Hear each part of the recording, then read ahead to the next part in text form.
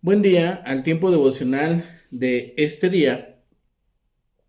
Revisaremos el texto en dos versiones, en Reina Valera 60 y en la Nueva Traducción Viviente para el devocional. El título del devocional el día de hoy es El destino de los hijos de los hombres. El destino de los hijos de los hombres. Leeremos del capítulo 18 del libro del profeta Ezequiel, versículos 10 al 20.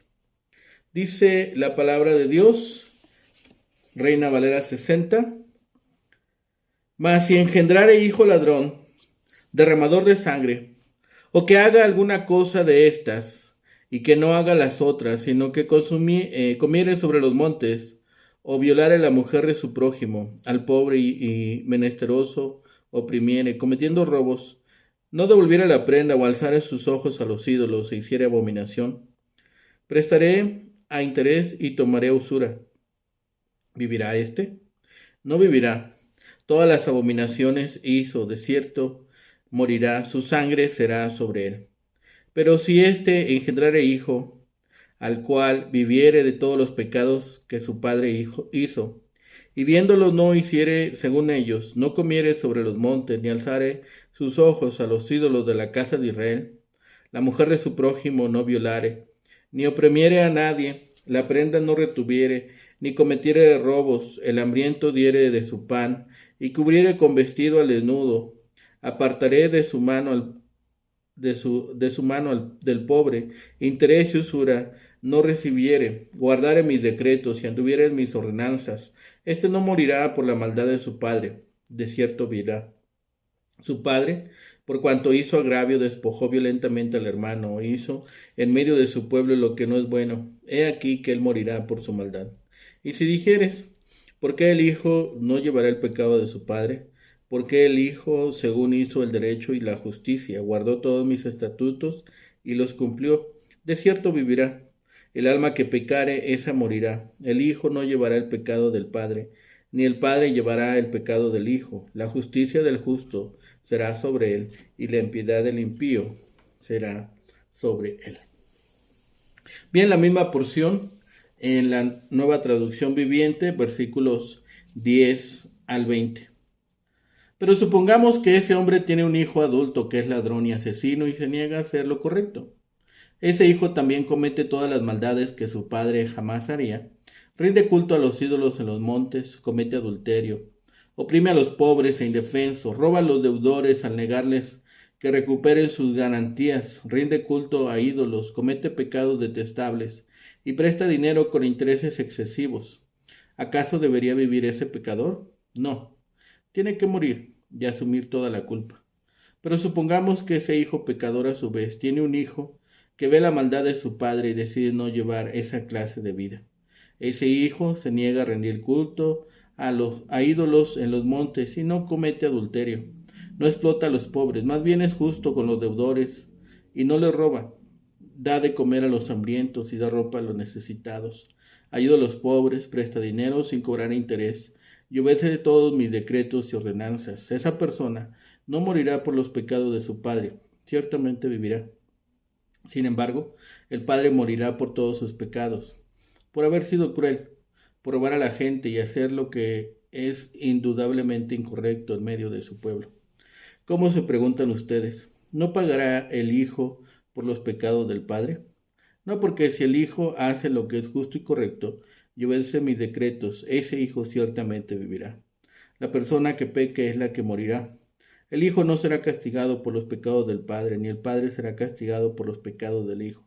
Los justos serán recompensados por su propia conducta recta y las personas perversas serán castigadas por su propia perversidad. Tal vez el hombre justo engendra un hijo ladrón y derramador de sangre, o comete alguna otra falta. Ese hijo morirá sin que se le tome en cuenta la justicia de su padre. Sin embargo, si ese hijo ladrón engendra a uno que al conocer los pecados de su padre decide no ser igual a él, sino obedecer a Dios, este hijo vivirá. No se le culpará por los pecados de su padre. Su vida será evaluada según su propia conducta.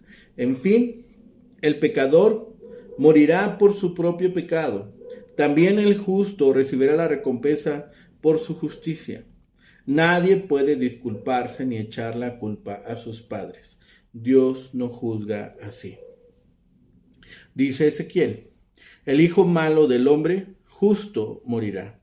El hecho de que un hombre es justo no quiere decir que su hijo recibirá crédito alguno por la justicia del Padre, siendo este hijo malo recibirá el castigo por sus hechos malos. El hijo bueno del hombre malo se salvará. Si un hijo ha tenido un padre malo, esto no quiere decir que el hijo será castigado. Al contrario, recibirá una buena recompensa por sus hechos, a pesar de la maldad de su padre.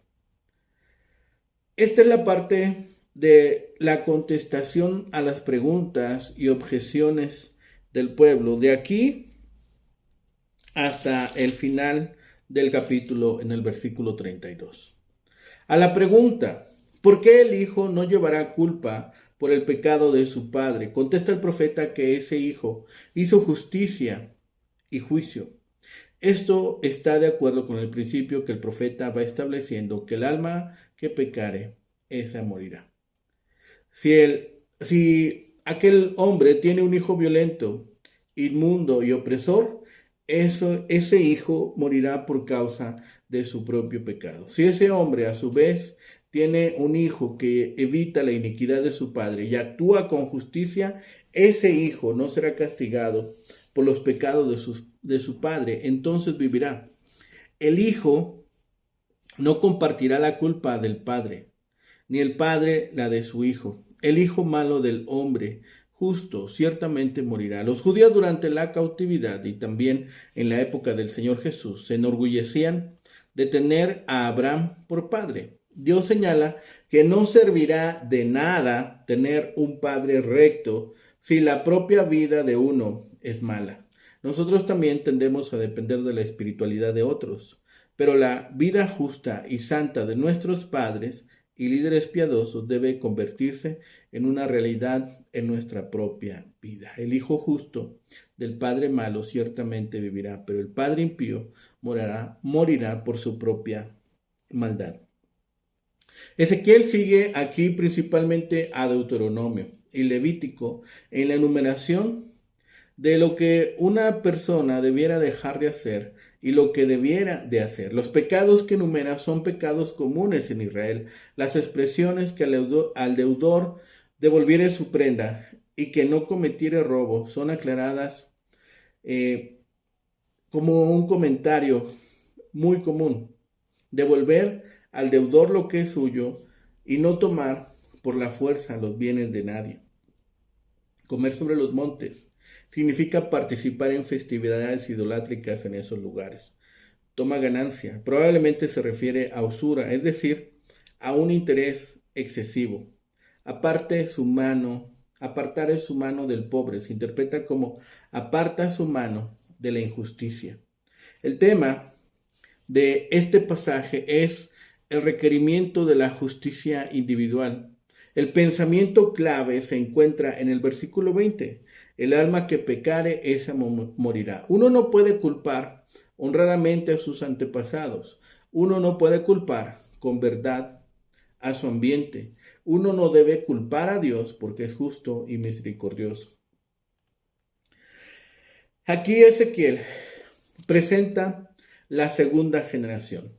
El hijo al que se refiere es directamente responsable ante Dios. La justicia de su padre ciertamente no le salvará. Ese hombre no tiene a nadie a quien culpar, sino a él mismo cuando enfrente las consecuencias de sus malvados actos. Su sangre caerá sobre él. Debemos tomar en serio esta advertencia. Puede ser que provenimos de una familia de tradición cristiana. Desde luego que ese es un motivo para estar agradecidos, pero no garantiza la salvación, la cual depende solamente de nuestra propia relación con el Señor, nuestra relación vertical, nuestra relación personal con Dios. Así que también aquí Ezequiel habla de la tercera generación. El nieto se dio cuenta de los pecados de su padre y no lo repitió. Por consiguiente, los pecados del padre no se le cargarán al hijo. En realidad, la pregunta aquí es, ¿no es eso lo que nos está pasando?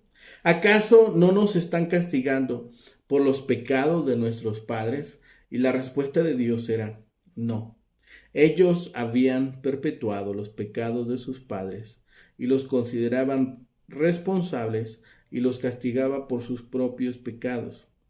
Esta verdad no es una contradicción con Éxodo 25, donde el Señor dice, visito la maldad de los padres sobre los hijos hasta la tercera y cuarta generación de los que me aborrecen. Este pasaje describe una situación en la que varias generaciones han aborrecido al Señor y han pasado por alto la voluntad de Dios Todopoderoso. La generación subsiguiente multiplica los pecados de la generación anterior. Dios actúa entonces de acuerdo con el odio que han mostrado. No obstante, a cada persona se le responsabiliza y se le castiga por sus propios pecados, no por los pecados de su padre. Si un hombre que hubiera mostrado su fe por sus obras tuviera un hijo impío, cuyo carácter y conducta fueran el reverso de los de su padre, ¿podría esperarse que escapara de la venganza divina por la piedad de su padre? Seguro que no. Si un hombre malo tuviera un hijo que anduviera como es justo ante Dios, este hombre no perecería por los pecados de su padre. Si el hijo no estuvo libre de males en esta vida, aún así es partícipe de la salvación. La cuestión aquí no es sobre si la base meritoria de la justificación, sino sobre los tratos del Señor con el justo y el injusto. Después de haber establecido la norma general de juicio, Dios, por medio del profeta, muestra en estos versículos que el parentesco no influye en la responsabilidad moral de forma que altere los casos expuestos. En otras palabras, es falso el principio de la responsabilidad heredada. Ocurre con frecuencia que unos padres piadosos tienen hijos impíos y que padres impíos tienen hijos piadosos. Un impío morirá en su iniquidad, aunque sea hijo de un padre piadoso. Se supone aquí que este hijo comete toda clase de barbaridades que su padre evitó con esmero. Este malvado morirá a pesar de ser hijo de un padre tan bueno. Un hombre justo será dichoso, aunque sea hijo de un padre impío. Aunque el padre comió las uvas grases y los hijos no tuvieron parte en ello, no lo pasarán peor por lo que hizo su padre. Solo el malvado padre morirá en su iniquidad, pero su hijo piadoso no sufrirá ningún daño personal por ello. Dios apela inmediatamente a los judíos murmuradores para que digan si no han sido injustos con él al expresar su proverbio. Así de sencillo es el caso, y con todo decís, ¿no carga el hijo con la iniquidad del padre? ¿Es que no existe el principio de culpabilidad solidaria? Pues no, contesta Dios, no carga con ella, puesto que el hijo ha obrado según el derecho y la justicia y ha guardado todos mis estatutos y los ha cumplido. De cierto vivirá. Los que acusaban de injusticia a Dios eran hijos que llevaban la iniquidad de sus padres, sencillamente porque no habían obrado según el derecho y la justicia, y por tanto habían seguido las pisadas de sus impíos padres, y sufrirían así justamente por sus propios pecados. No tenían pues motivo para quejarse contra el modo de proceder de Dios con ellos, como si fuese injusto en modo alguno, aunque tuviesen razón para quejarse del mal ejemplo que les habían dado sus padres. Es cierto que hay una especie de maldición ligada a ciertas familias malvadas, pero también es cierto que tal vinculación puede cortarse por medio del arrepentimiento y la reforma de vida. Sean pues los impenitentes que a nadie tienen que echar la culpa del castigo que sufran, sino solo a sí mismos. Por consiguiente, Dios repite en el versículo 20 la norma de juicio antes establecida. El alma que peque, esa morirá, y no ninguna otra a causa de ella. Dios cumple así con la instrucción que él mismo dio a los jueces humanos. El Hijo no llevará el pecado del Padre si no sigue las pisadas del Padre, ni el Padre llevará el pecado del Hijo, a no ser que le haya dado mal ejemplo o no haya hecho nada para disuadirle de sus malos caminos. Deuteronomio 24:16. En el día de la revelación del justo juicio de Dios, que está ahora como un ennublado eclipse, la justicia del justo aparecerá ante todo el mundo que está sobre él, para su eterno consuelo y honor. Sobre él, como un manto o como una corona, y la impiedad del impío será sobre él para su eterna confusión. Sobre él, como una cadena o como un peso enorme que lo hunda en el abismo. Ezequiel aquí habla de la segunda situación hipotética, la del padre justo que engendra a un hijo rebelde y violento. Para describirlo dijo, ¿qué sucedería si un hombre justo engendrare un hijo ladrón, derramador de sangre, que comete los pecados que su padre evitó? El veredicto divino sobre ese hombre sería desfavorable. El Señor preguntó, ¿vivirá éste? Y respondió, no vivirá. De cierto morirá, su sangre será sobre él. La piedad de su padre no podría beneficiar al hijo. Esto confirmaba la falsedad del proverbio que el pueblo tanto repetía y la verdad del principio divino. En este tercer caso, al final del versículo 14 al 20, Ezequiel continúa usando la figura de la familia hipotética. Pero ¿qué pasaría si ese hijo impío engendrare hijo, el cual viere todos los pecados de que su padre hizo, y viéndolos no hiciere según ellos, sino que en lugar de seguir el pecado de su padre, seguía el camino de su abuelo? La conclusión a la cual el Señor nos lleva es obvia. Ese no morirá por la maldad de su padre, de cierto vivirá. Un hijo piadoso no sería castigado por las obras malas de su progenitor, aunque su padre morirá por su maldad. El refrán que había sido citado en el versículo 2, por tanto, era incorrecto. Cuando el pueblo fuera juzgado, no sería por los pecados de una generación anterior. Solo aquellos que permanecieran fieles a Dios serían liberados. Al decir vivirá, Ezequiel quería decir que escaparía del castigo en esta vida. A continuación, Ezequiel volvió a repetir su idea. El alma que pecare, esa morirá. Aquí, entonces, en el segundo ejemplo, el negativo, el principio general o la actividad de vida tiene que ver con la violencia, mientras que su padre, a través de sus virtudes presentadas, preserva la vida, aún la de los oprimidos. El hijo se presenta inicialmente como un violento. En el último ejemplo, el principio es presentado por oposición al anterior, es decir, volviendo al modelo de su abuelo. En el cuadro vemos con claridad que sus virtudes son casi un calco de las de este.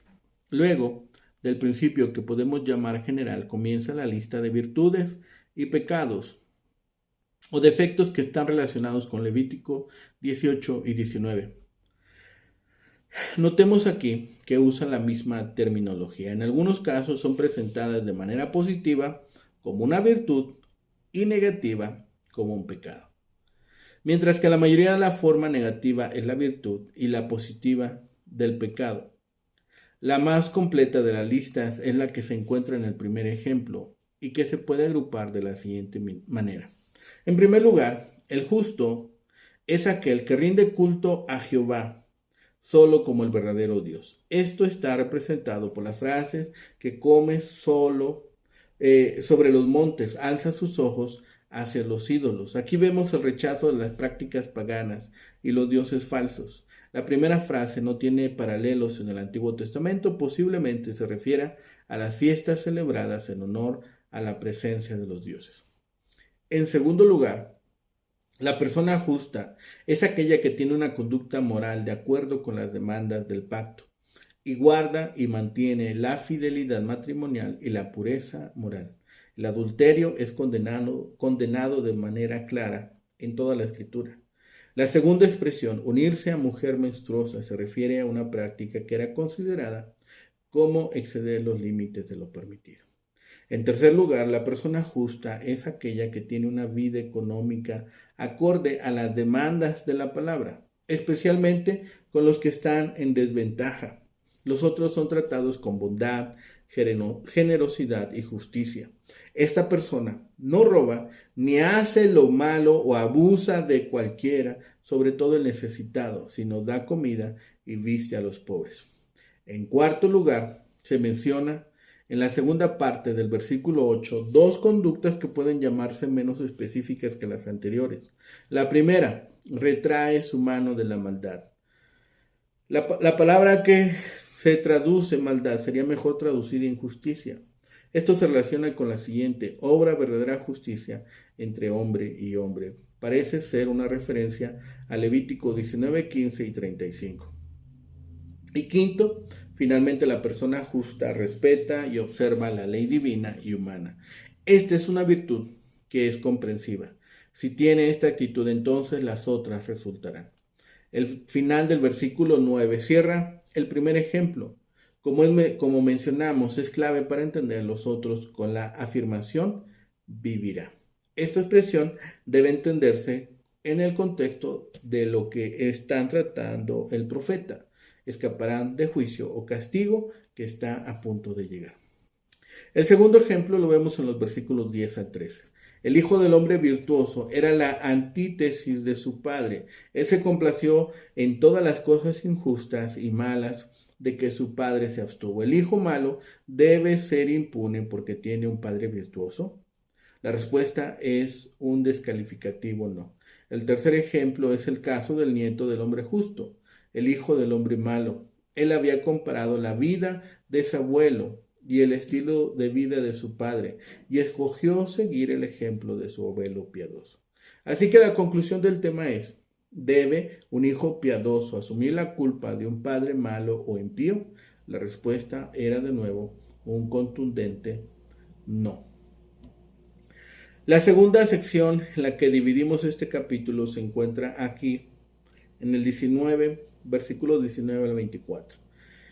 Esta comienza con una pregunta y el resto en la segunda parte del versículo 19 al 24 es la respuesta a la pregunta que se hace en la primera sección del versículo 19, que dice, ¿cómo se preguntan ustedes? ¿No pagará el Hijo por los pecados del Padre?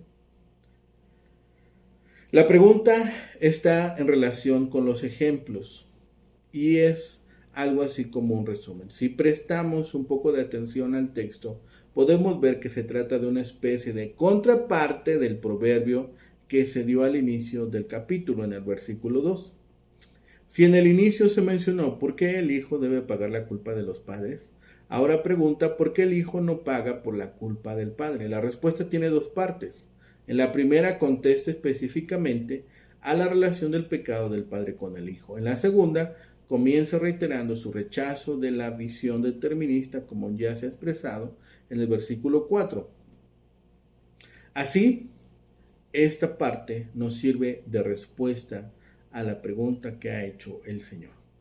El justo vivirá, pero el injusto morirá o perecerá. Y esto nos ha hablado de la responsabilidad. El día de ayer, la responsabilidad individual y hoy la responsabilidad de los hijos con los padres. A veces las advertencias se entrelazan con las excusas. El pueblo de los días de Ezequiel, que sufría por las consecuencias de una historia de rebelión contra Dios, encontró más fácil usar a sus ancestros por el pecado que asumir la responsabilidad por sus propias ofensas. Podemos entender su situación. Sus circunstancias inmediatas tenían pocas esperanzas. Habían llegado las noticias sobre la caída y destrucción de Jerusalén. Los planes para el regreso a la tierra prometida fueron estropeados por las descripciones de la devastación. La ruina del juicio de Dios parecía muy grande para ser restaurada. Es más fácil hundirse en el pesimismo en esos momentos. El proverbio más amargo sobre las uvas agrias y la dentera llegó a ser un lema de resentimiento para el pueblo. En vez de examinar su propia conducta delante de Dios, excusaban su pecado, acusando a sus padres. La ley de causa y efecto se hace evidente aquí, pero las conexiones exactas suelen evitarnos. El pecado siempre trae consecuencias. El segundo mandamiento señala el pecado de la idolatría, un pecado del cual fluyen muchos otros, que provoca efectos que pueden durar por generaciones. Pero Ezequiel tenía que recordar al pueblo que experimentar privaciones como consecuencia de los pecados de los ancestros no era lo mismo que el juicio por los pecados personales. El sufrimiento causado por los pecados de otros no es excusa para el comportamiento pecaminoso deliberado. Dios declaró a los israelitas y también a nosotros que podemos sufrir por los delitos de otros, pero seremos juzgados por los nuestros. Yo os juzgaré a cada uno según sus caminos, oh casa de Israel. ¿Cuál debe ser nuestra respuesta? Convertíos y apartaos de todas vuestras transgresiones. Esto conduciría a un corazón nuevo y a un espíritu nuevo. Quizá la evidencia más clara de nuestra naturaleza humana caída puede oírse en nuestra prontitud para excusar a otros cuando tenemos que examinarnos y recordar que somos responsables ante Dios. Su mensaje para nosotros es persistente. Convertíos pues y viviréis. En cuanto a la forma de comportarse de los hombres justos, dice que incluso devolvería la prenda que había dejado aquel deudor. Se refiere a que el prestador le permitiría al deudor usar su manto, que entregó como garantía, todas las noches mientras durara el periodo del préstamo.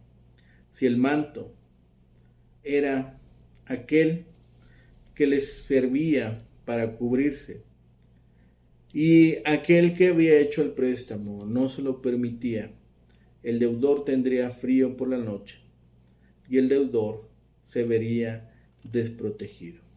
Pensaría en su prójimo, pensaría en la necesidad y no se estaría aprovechando de la circunstancia que le llevó a aquel instante.